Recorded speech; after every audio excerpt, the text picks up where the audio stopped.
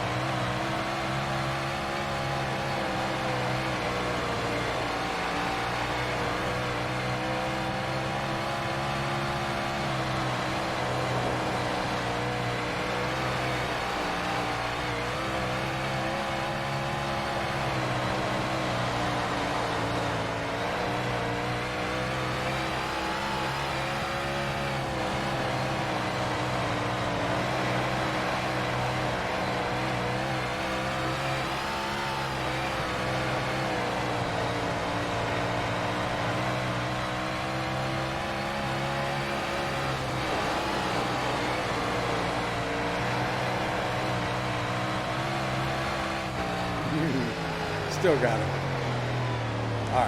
All right, guys. As you can see, you can run into the 14s there, and I've been working on this for a little while, trying to get the setup down to below the 15-second lap at Volusia County with the big block modifieds, and this is pretty decent. It could probably be a little better with a little more tweaking if I had some more time to do some tweaking, but I want to get a setup video out. So now on the left front, you can see the camber angle is at 3.8. The let's see. The spring rate is at 370 on the left front. The left front shock bump is 4.5. The shock rebound is 4.5. And the tire pressure is at 9.5. On the right front, the camber angle is negative 4.5 degrees. The spring rate is 300 pounds. The shock bump on the right front is 4.5. And the shock rebound is 4.5. Tire pressure is at 10. On the left rear, I have a 220-pound spring. Shock bump is 4.5. Shock rebound is 4.5. And the tire pressure is at 950. Spring rate on the right rear is at 250. Shock bumps at 4.5. Shock rebounds at 4.5 on the right rear. The tire pressure is at 12, and the stagger is at 0. The front is the same as always. It's maxed out on the left weight, maxed out on the cross weight. Ride height's at 0. On the rear, the chassis J-bar height is 20 inches. The axle J-bar height is at 10.5. The ride height's at 0. And the right rear is 52.5%. The wheel lock is always 30.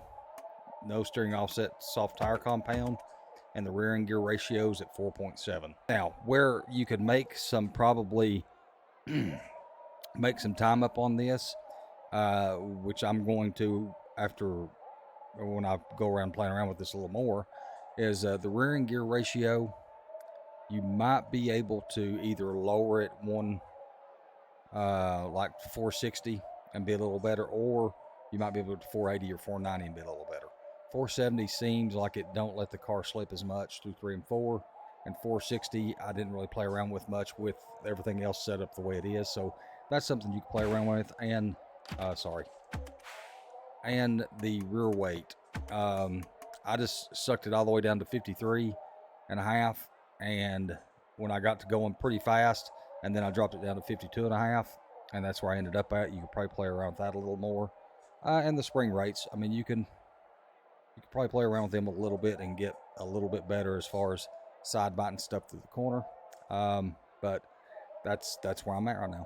Anyways, guys, I hope this has helped. If it has, please consider smashing that like button, guys, and hit the subscribe.